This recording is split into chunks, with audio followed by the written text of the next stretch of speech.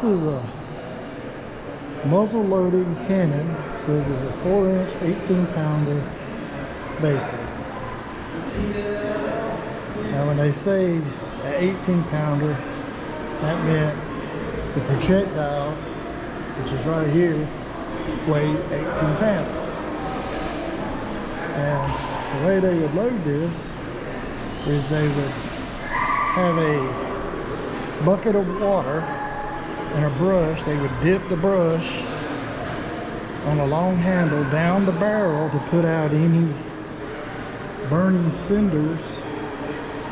So basically they would wash the barrel down, then put a powder charge in, pack it all the way to the back. They most likely used the same rod, packed it in using the other end, then put the shell in, pack it all in.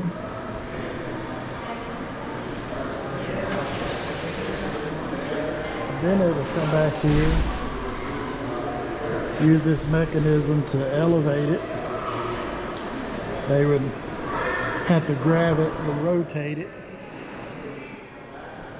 Then they would stick a charge handle in there, and when they pull it, it'd spark and ignite the powder, shoot the gun off.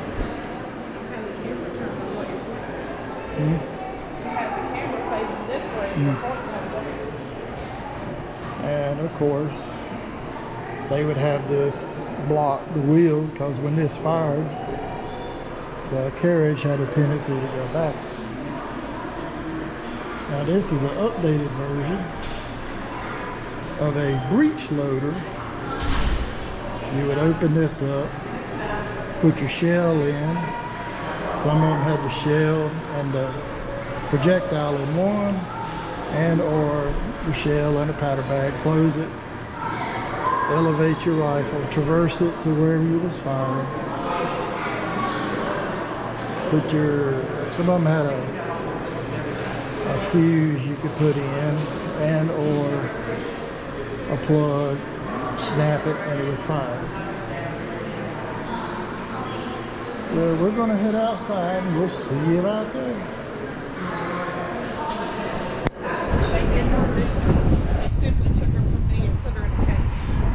This is a relief map of what the fort looked like in 1861 to 65. This area was a half-mile long. This was the Atlantic Ocean. Cape Fear River was there.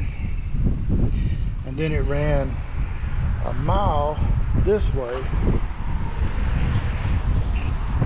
And this is the part that's missing, all the hurricanes and whatnot. All that was out there, got washed away. Then you have Buchanan's Battery.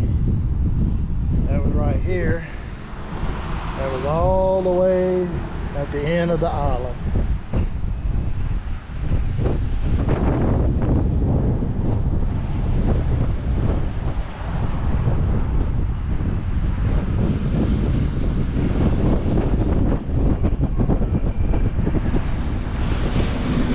This is a 32-pounder naval gun.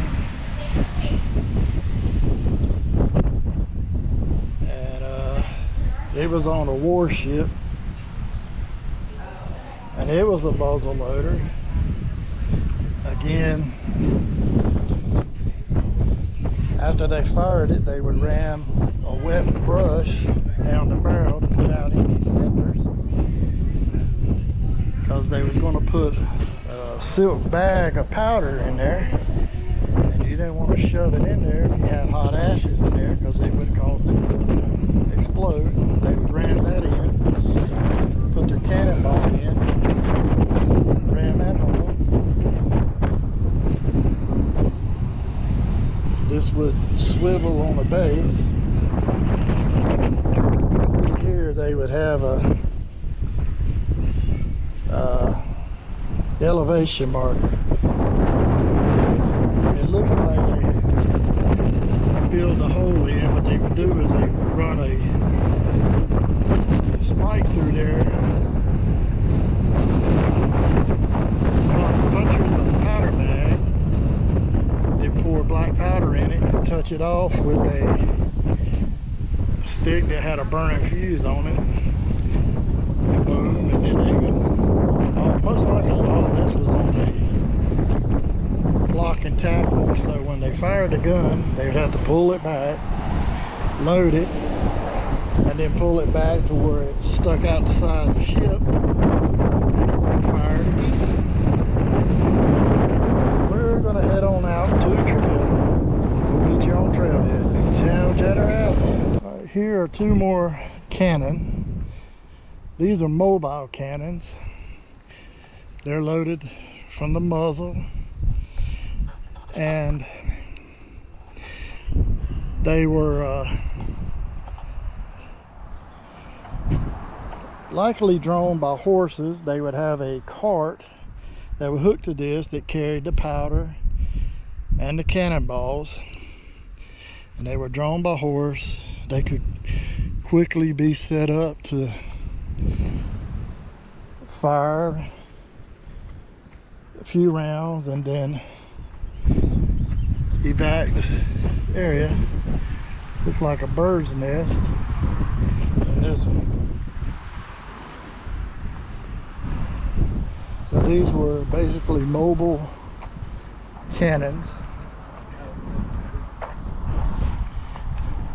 Now all this section here you're looking at, they took all this out during World War II and made an airstrip during World War II to fight subs and stuff like that. They recently updated the building. Well, actually they tore the old building down, put a new one, and they filled all this back in.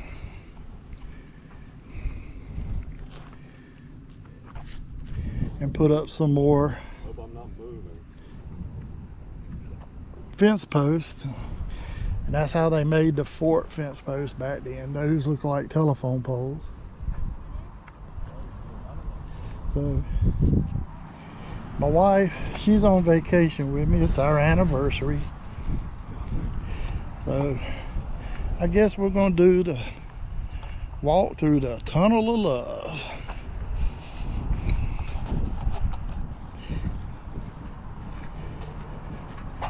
Big timber frame. Now originally this didn't go all the way through, but on this end down here they would have a door that had living quarters, and they also kept their powder and shells stored in places like this, and they would bring it out when they had to fire the cannons.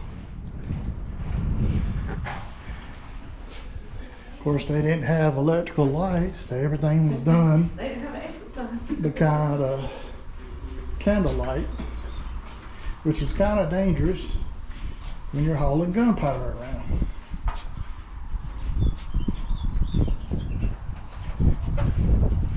The gate opens and closes. Yeah, it closes at 4:30. Thanks, get locked in.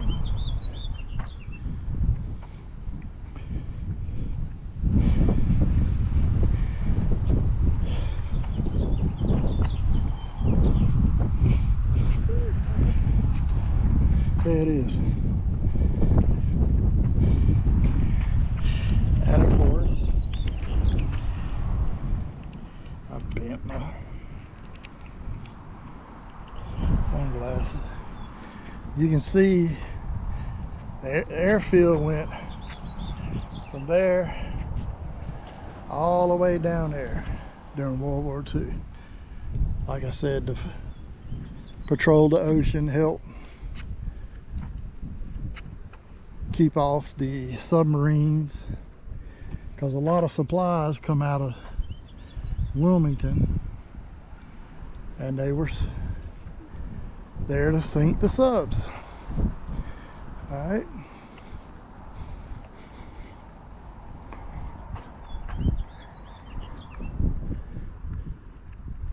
We're gonna walk on up here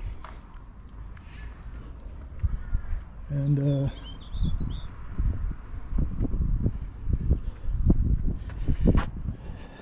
Now they did have steps, but they weren't this nice.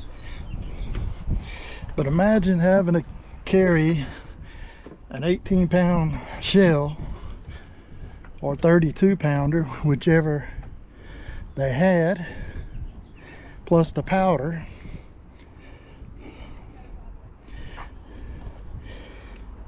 Now, these are the traversing wheels, which I showed you in there.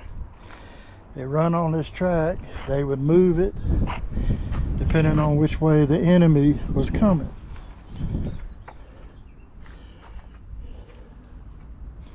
They would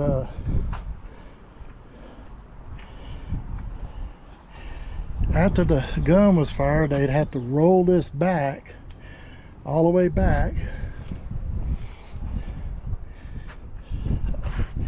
A couple men had to turn it,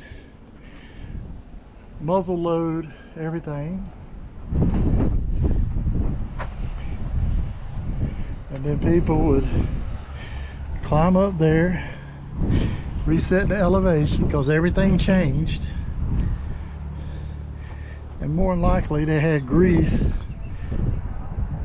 on the center to make it move easier, and fire the cannon.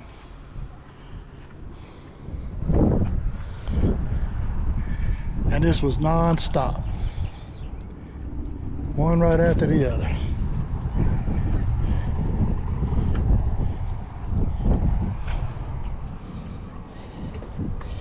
Going back down the steps.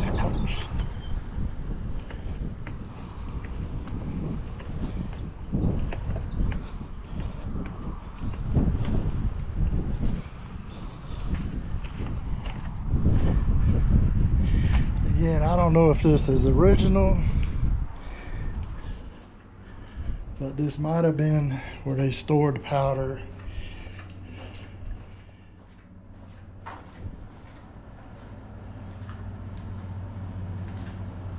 Yeah, it does look like it's kind of dark in here. I hope you can see. They store powder and cannonballs in here, and more than likely they shared with the gun next door.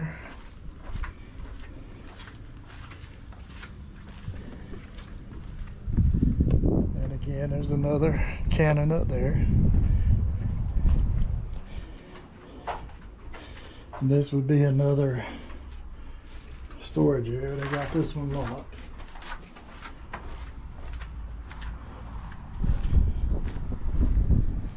And we're walking along.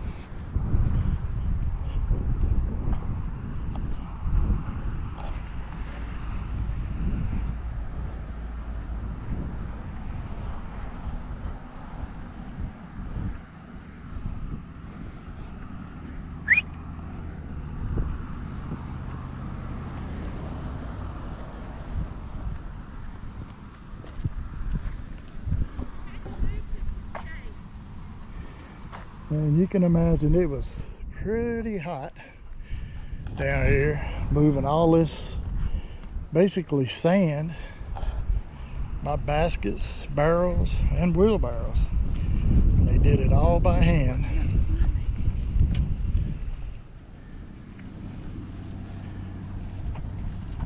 Tell me they believed that it was going to be cloudy today and more black. Yeah. Yeah. And of course, this is all creature comforts for the visitors here.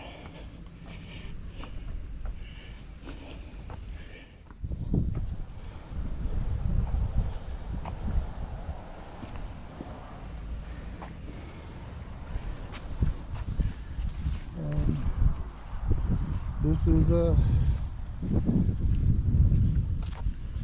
what's left of the original fort.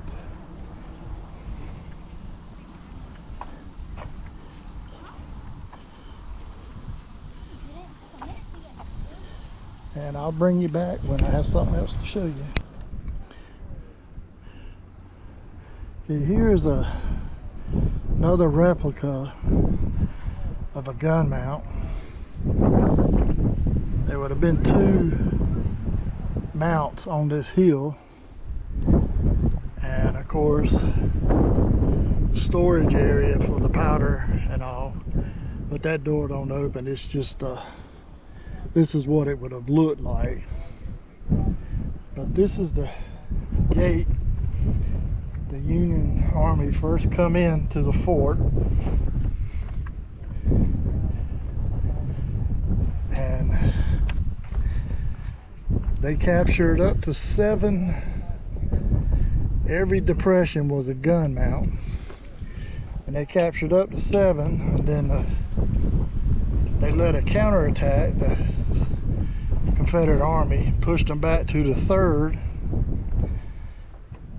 But right at the right time, the Union Army, I guess they signaled the Navy ships, started bombarding the fort again and drove the Confederates back.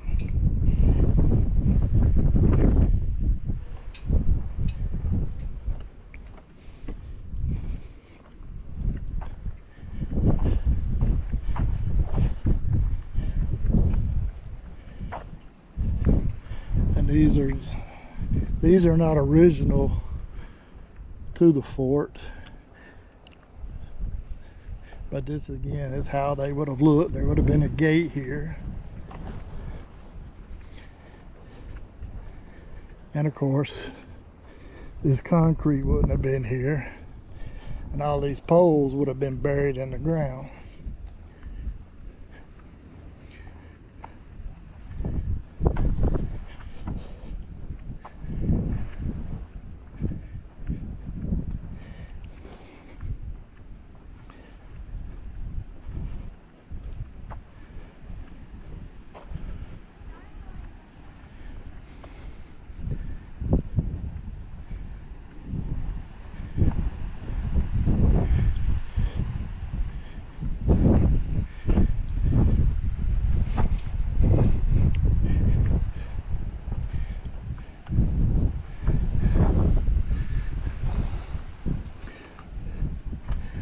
Of course, they're not, you can't see them anymore, but at one point they did excavations on the grounds and found some of the original logs that were used in the defense of the fort buried out here. I don't know if they dug them up and stuck them somewhere, but it was kind of cool to find something that old. So this is B-Town Jetter. I'll bring you back when we get somewhere else.